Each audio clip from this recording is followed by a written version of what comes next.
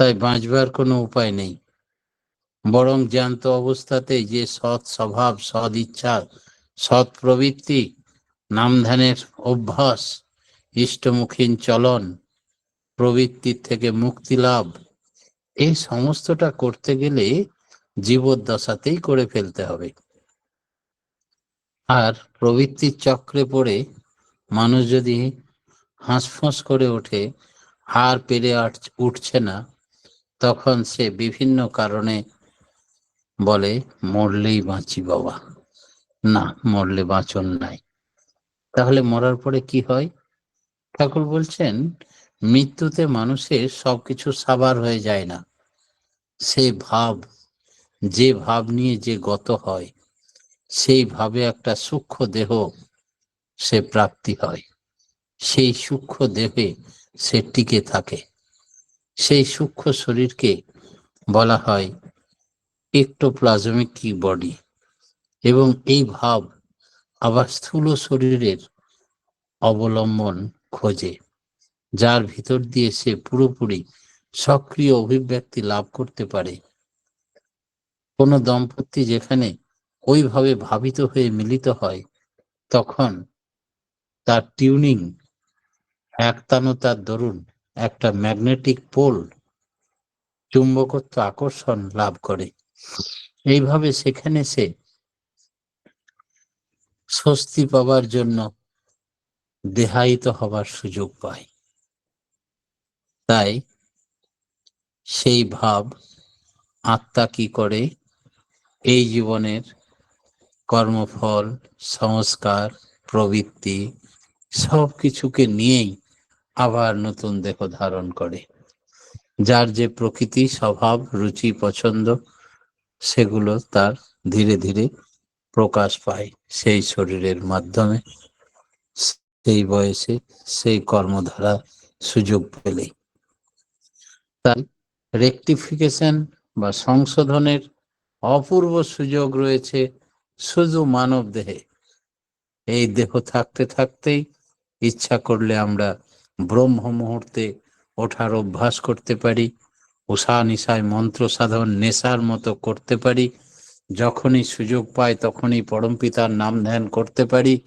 আমরা শুদ্ধ সদাচার, যজন যাজন ইষ্টভৃতি সস্তায়নী সদাচারে নিজেকে অভ্যস্ত করতে পারি। আমার পরিবার, পরিবেশ সকলকে নিয়ে বেঁচে বেড়ে ওঠার রাস্তা দেখাতে পারি। সব সময় যাজন মুখর হয়ে তদ্গত চিত্ত হয়ে চলতে পারি। প্রবৃত্তাধীন না থেকে প্রবৃত্তাধীশ হয়ে চলতে পারি। বাক্য সিদ্ধ করে তুলতে পারি। আর দেবচলনে চলে দেবত্ব অর্জন করতে পারি। সব কিছুই পারি এই বডি থাকতে থাকতে। বডি শেষ হয়ে গেলে আর কিছু হওয়ার উপায় থাকে না। আবার নতুন শরীর পেয়ে আবার সদ্গুরুর শরণাপন্ন হলে আবার লিভিং গাইড, লিভিং আইডিয়াল আচার্য সঙ্গ করে মানুষ ধীরে ধীরে রেকটিফাই হতে পারে। তাই অনেকটাই পিছিয়ে যায়, এই জীবনটাই বেকার হয়ে যায়। তাই খুব সাবধান, খেলায় যেন আমরা কেউ একটি মুহূর্ত না হারাই। প্রত্যেকটা মুহূর্তকে ইষ্টানুগ করে তুলি, মঙ্গলের পথে, স্বর্গের পথে যেন পাড়ি দিতে পারি। স্বর্গ আর কোথাও নেই। স্বর্গের সিঁড়ি হচ্ছে আমাদের এই বডিতে। 18টা সিঁড়ি আছে, পরপর আমরা এক একটা সিঁড়ি অতিক্রম করব আর তাকে ধরে ফেলবো, তার দেশে পাড়ি দেব। জন্ম মৃত্যুর পাড়ে চলে যাবে মানুষ, আর জন্মাতে হবে না। এই সুযোগ তিনি আপামর জনসাধারণ সবাইকে দিলেন। এবার নিজের নিজের সাধনা, কর্মফল, সংস্কার, রুচি, পছন্দ, অভ্যাস, এগুলোর উপরে নির্ভর করবে তার সংগ্রহের পদ্ধতি, কে কতটা মণিমাণিক্য কুড়িয়ে নিতে পারে। তিনি কার্পণ্য করে 2 রকম 3 রকমের বীজ মন্ত্র দিলেন না, নিজের বীজ মন্ত্র উজাড় করে প্রথমেই সবাইকে দান করে দিলেন। এবার আর বললেন, তিজুরির চাবিকাঠি তুলে দিলাম তোমাদের হাতে, যার যেমন কর্মফল, সংস্কার, আধার, সে ততটা সংগ্রহ করে নাও। মানুষগুলো মানুষ হতে, দেবতা হতে, ঈশ্বর প্রাপ্তি হতে যদি সচেষ্ট হয়, তবে এই জীবনেই সম্ভব। অনেকে হতাশাগ্রস্ত হয়ে বলে, জনম দুঃখী কপাল পোড়া আমি একজন, একটা গানও বেরিয়েছিল। কেউ জনম দুঃখী নয়, কেউ কপাল পোড়া নয়, কেউ হতভাগ্য নয়, কোনো মানুষ অসহায় নয়। মানুষকে ঈশ্বর সবাইকে সমান নজরে দেখেন। সূর্যদেব কি কাউকে কম বেশি আলো বা কিরণ দান করে? তোমাকে তো সূর্যকে দর্শন করতে হবে জীবনে। যতক্ষণ দর্শন না করি ততক্ষণ অন্ধকার দেখি। অন্ধকারের রাত্রিতে যদি আমরা আকাশের ধারে তাকাই, তাহলে কি দেখতে পাই? এটা সপ্তর্ষি, সাতটা ঋষি, এটা ধ্রুব তারা, এটা অমুক নক্ষত্র, হাজারো নক্ষত্র টিপটাপ করে গোটা আকাশ জুড়ে জ্বলছে। কি তার সৌন্দর্য! এক একটা গ্রহরত্নের দশা আমাদের শরীরে ইফেক্টেড হয়। জ্যোতিষশাস্ত্র যারা পড়ে সেগুলো তার জ্ঞান অর্জন করে। কত কি! ঠিক যেন অজ্ঞানতার অন্ধকারে মানুষ বিভিন্ন দেবদেবীর মূর্তি দেখে উজ্জ্বল নক্ষত্র রূপে আকৃষ্ট হয়, পূজা পাঠ করে, তাদেরকে নিয়ে বিভোর হয়ে মত্ত হয়ে থাকে। কিন্তু যখনই সে সূর্যকে পেল, তখন দিনের বেলায় সেই আকাশের ধারে তাকিয়ে দেখে একটিও কেউ নেই, সব উবে গেছে, সব কোথায় ভ্যানিশ হয়ে গেছে। আমাদের জীবনের ধ্রুবতারাও নেই, সপ্তর্ষি মণ্ডলও নেই, কিছু নেই। ওই এক সূর্যকে পেতে হবে। তিনিই পরম পিতা, তিনিই পরম ব্রহ্ম, পরমেশ্বর, পরমাত্মা, যাকে বলা হয় যুগ অবতার, পুরুষোত্তম। কোন কোন ভাগ্যবানে তার দীক্ষা পায়, দর্শন পায়, তার স্থলাভিষিক্ত আচার্যদেবের সঙ্গ করতে পারে, কথা বলতে পারে। তাই সৎসঙ্গীরা অত্যন্ত ভাগ্যবান। কোন মানুষ অসহায় নয়। ভগবান কাউকে অসহায় করে সৃষ্টিই করেনি। আমরা আমাদের টানের ভেতর দিয়ে তাকে উপলব্ধি করতে পারি। একেবারে যদি নিকৃষ্ট ঘরে জন্ম হয়, একেবারে যদি হতভাগ্য, একেবারে সব দিক দিয়ে নীচ জাতি, আর্থিক, শারীরিক, মানসিক, দৈহিক, নৈতিক সব দিক দিয়ে একেবারে নিম্ন স্তরের মানুষও যদি সে হয়, কিন্তু যদি ঈশ্বরের প্রতি অগাধ টান, প্রেম, ভক্তি, ভালোবাসা থাকে, তাহলে মুচি হয়ে সূচি হয় যদি হরি ভজে, সূচি হয়ে মুচি হয় যদি হরি ত্যাজে। তাই সবাইকে তিনি, যে নৌকাতে এই পারে আসা যায়, সেই নৌকাতেই আবার পরপারেও যাওয়া যায়। নৌকা একটাই, আমি কোন কাজে লাগাবো? আমি ভবসাগর পার হব, না বৈতরণী মাঝখানে গিয়ে ডুবিয়ে দেব, ম্লেচ্ছ আচরণ করে নিজের কন্ট্রোলে না রেখে প্রবৃত্তির দাস হয়ে এই জীবনকে একবারে নরকগামী, নরকবাস করিয়ে ছেড়ে দেব। তখন হতভাগ্য বলবো আমি, আর আফসোসে মাথা গুঁজে কাঁদতে কাঁদতে বলবো, ঈশ্বরের কোনো বিচার নেই, আমার উপরে এত অত্যাচার, ঠাকুর কি দেখতে পান না? আমার টানটা প্রবৃত্তির উপর দেব, না ঈশ্বরের উপরে দেব?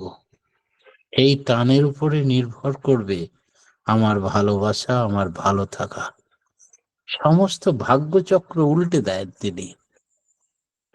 তাই বিধাতা বিধির বিধান যে মেনে চলে, তার জীবনে হতভাগ্য বলে আর কিছু থাকে না। অগাধ প্রেম, ভক্তি, ভালোবাসাই হচ্ছে তার একমাত্র সম্পদ।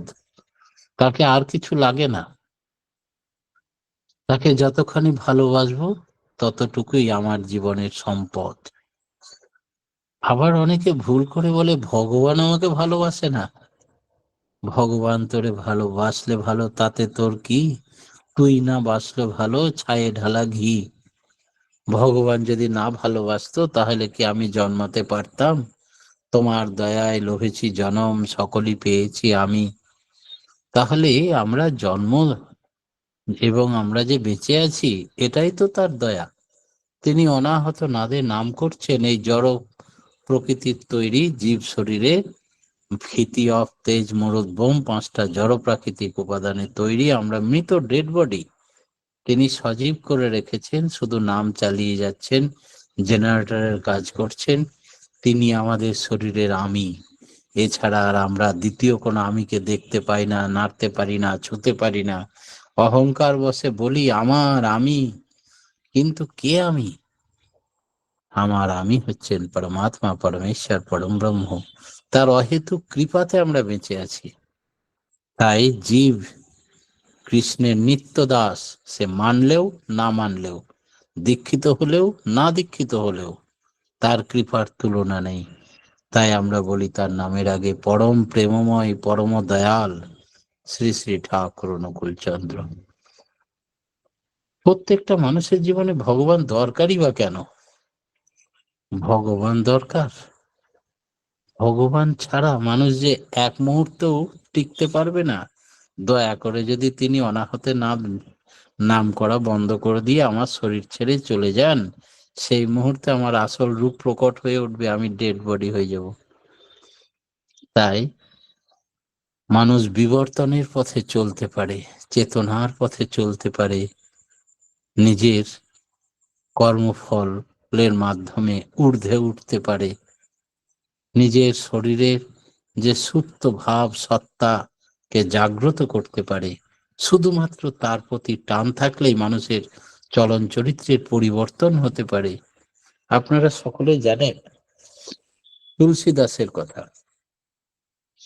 তুলসী দাস কাশিতে গিয়ে গঙ্গার ঘাটে চন্দনের টিপা পরিয়ে দেয় সবাইকে, পুণ্যার্থীরা স্নান করে উঠে আসে। একদিন তার ইচ্ছা হলো, আমি যে এতক্ষণ প্রত্যেক দিন এই গঙ্গা ঘাটে বসে শ্রীরামচন্দ্রের গুণকীর্তন করি, তো একদিনে তো রামচন্দ্রকে দেখতে পাচ্ছি না। একটা গাছের গিয়ে তিনি গঙ্গার জল প্রত্যেক দিন দেন। সেই গাছ থেকে সন্তুষ্ট হয়ে একটা প্রেত আত্মা বেরিয়ে এলো। প্রেতাত্মা বেরিয়ে এসে তুলসীদাসকে বলছেন, কি চাও তুমি? তাহলে, আমি আমার প্রভু রামচন্দ্র দর্শন করতে চাই। তখন সেই প্রেতাত্মা বলছে, সেই ক্ষমতা যদি আমার থাকতো, তাহলে কি আমি আর প্রেতজনিতে ঘুরে বেড়াতাম এত কষ্ট করে? তাহলে তো উদ্ধার হয়েই যেতাম। তাহলে তুমি তো সব দেখতে পাও, তোমার তো শরীর নেই, এতটুকু তো বলে দাও, কি করলে ভগবান রামচন্দ্রের দর্শন হবে? বলে, তুমি যখন প্রত্যেক দিন রাম কথা বলো, অনেক ভক্তরা এসে বসে, হনুমানজি রোজ এসে সেই রাম কথা শোনেন, সেই হনুমানজিকে ধরো, তিনি তার প্রভুকে দর্শন করিয়ে দেবেন। বলে, প্রত্যেকদিন আমার রাম কথা শুনতে হনুমানজি আসেন? তাহলে হ্যাঁ, তিনি 4 যুগে অমর। ঠিক আছে, এবার রাম কথা বলছেন আর মনের ভাবে তার চোখ দিয়ে জল পড়ছে। হঠাৎ দেখে হনুমানজি বসে আছেন হাত জড়ো করে সামনে। ব্যাস, চিনতে আর দেরি হলো না, বললে সেই হনুমানজির পায়ে পড়ে গেল। আর তুলসীদাস বলছে, তুমি তোমার প্রভুকে দেখিয়ে দাও আমাকে। তখন বললেন, কে বলেছে আমি দেখাতে পারি? বললে, তুমি তো হনুমান, 4 যুগে অমর, তার আশীর্বাদে। হনুমানজি তখন তার প্রভুর দর্শন ঘটালেন। তাই বললেন, যেখানে তার গুণকীর্তন হয় সেখানে তিনি স্বয়ং বিরাজ করেন। আর এই ভগবানের গুণকীর্তন করলে, ভগবানের দর্শন হলে আর কি চাই মানুষের জীবনে? আর কিছু না, সব পাওয়া হয়ে যায়। শারীরিক, মানসিক, নৈতিক, দৈহিক, চারিত্রিক, আর্থিক, সার্বিক কল্যাণ ঘটে। আর নিষ্ক্রিয়তা খতম হয়ে যায়, জড়বুদ্ধি সমাপ্তি হয়, রোগ মুক্তি হয়, চাওয়া পাওয়া শেষ হয়, আর সত্তাগত সম্বেগ সৃষ্টি হয়, যার বিবর্তন ও বিবর্ধনে মানুষের পরিবর্তন হয়। পরিবর্তন ঘটাতে গেলে কত তাপ, চাপ সহ্য করতে হয়। লোহাটার রূপ বদলাতে গেলে প্রথমে আগুনে গরম করে লাল করে নিতে হয়, তারপরে সে শক্ত ভাবটা নরম হয়ে আসে। তখন জোরে জোরে হাতুড়ি দিয়ে আঘাত করলে ইচ্ছামতো সাইজে পরিবর্তন করে নেওয়া যায়। তারপরেই ঠান্ডা জলে ঠান্ডা করে নিলেই পূর্বের শক্ত রূপ ধারণ করে। ঠিক ভগবান লাভও ঠিক সেই রকম। ঐশ্বর্যবান যিনি জীবন্ত মানুষ, যদি প্রচন্ড নিঃস্বার্থ ভালোবাসার নেশা জাগে তাকে, তবে এই সম্বেগ তার কাছে নিয়ে পৌঁছে দেয়। ভাবা বলা করার মধ্যে তপস্যা চলতে থাকে। তার সুখ সার্থক, তার ধান্দা নিয়ে চললে মানুষ এমন তরুরীর জীবনের পরিবর্তন ঘটে। হাজার হাজার ঘটনা আমরা জানি। সেই ডাকাতের কথা, রত্নাকর দস্যুর কথা। ভগবানের নাম করতে করতে একেবারে রাম জন্মাবার আগে রামায়ণ লিখে ফেললেন। তিনি ঋষি বাল্মীকিতে পরিণত হলেন। তাই দীক্ষা, শিক্ষা, তার নির্দেশ মতো চলা, এতেই আত্মিক বিকাশ, এই সাধনা। ভগবান লাভ মানে প্রত্যেকের স্ব স্ব বৈশিষ্ট্য অনুযায়ী তার অন্তর্নিহিত ভগবত্তাকে জাগিয়ে তোলা। আমাদের প্রত্যেকের মধ্যেই সেই ভগবত প্রেম, ভক্তি, ভালোবাসা গুণ সব আছে। কারণ আমরা তার দয়াতেই জন্মেছি, তারই সৃষ্টি ও সন্তান। তাই পিতার গুণ তো থাকবেই, শুধু সেই ভগবত্তাকে জাগিয়ে তোলো। সত্তা এবং আত্মা, এই দুটোর মধ্যে তফাৎ কি? সত্তা মানে বিদ্যমানতা, অস্তিত্ব। অস্তিত্বের অধিগমন যা, তাই হচ্ছে আত্মা। সত্তার কনসাস মোটিভ পাওয়ার, অর্থাৎ চেতন চালক শক্তি হচ্ছে আত্মা। হিরণ্য লোক কি? আমরা বিভিন্ন লোকের কথা জানি। স্বর্গরাজ্যে ওঠার আগে, ঈশ্বর প্রাপ্তির আগে সমস্ত লোক, দেবলোক, ভূলোক, গোলোক, তেমনি হিরণ্য লোক বলে একটি লোক আছে, একটি স্তর আছে, একটি লেভেল আছে। তো হিরণ্য গর্ভ বলে সেটাকে। তাই কেমন করে সেই হিরণ্য গর্ভতে পৌঁছানো যায়, সাধনার কোন স্তরে, এবং তার প্রকৃতি বা কিরকম, সেসব জানা দরকার।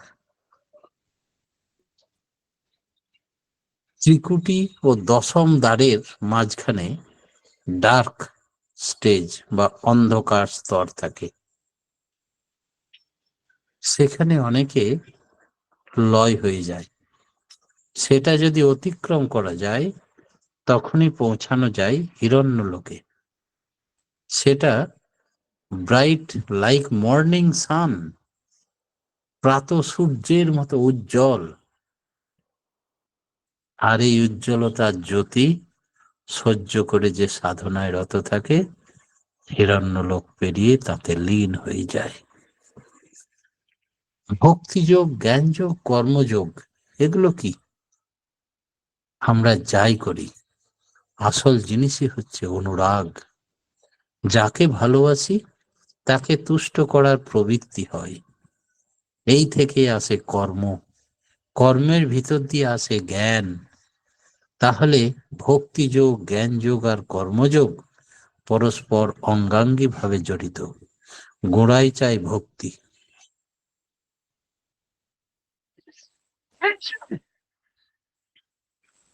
ভক্তি একটা আবেগ, ইমোশন। শুধু ইমোশন নয়, অ্যাক্টিভ ইমোশন, সক্রিয় আবেগ। ভক্তি যদি সক্রিয় না হয়, সেবা যদি উপচে না ওঠে তাতে, তবে তা ভক্তি নয়। ভক্তি এসেছে ভজ ধাতু থেকে। ভজন অর্থাৎ সেবা। যেমন ভাগ্য তেমন ভক্তির ভিতর দিয়ে যার যেমন ভাব, তা ফুটে উঠে একটা সমন্বয়, সামঞ্জস্যে। অনুরাগী আমাদের জীবনের আসল সম্পদ। সক্রিয় অনুরাগের পাত্র যার যেমন, তার চরিত্র অনুরঞ্জিত হয়ে ওঠে ঠিক তেমন।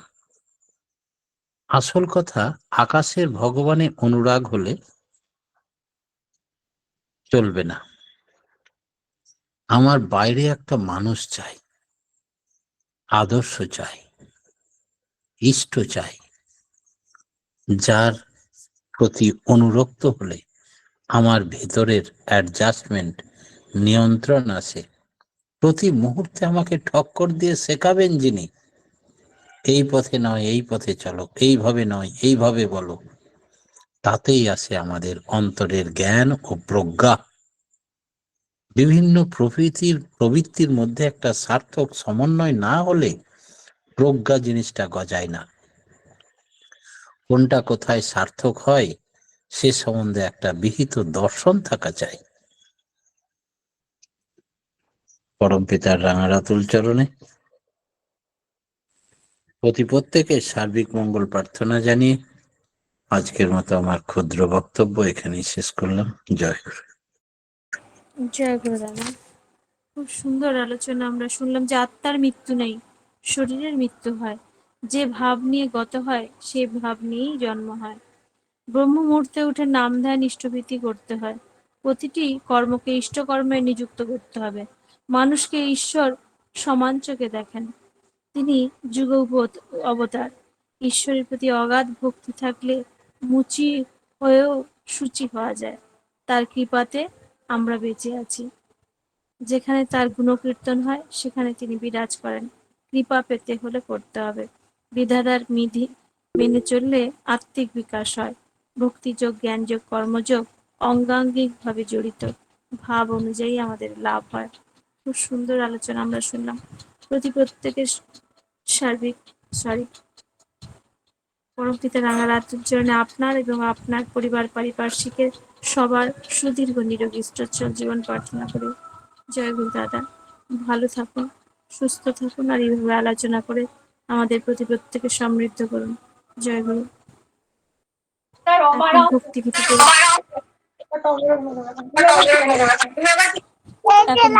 পরিবেশন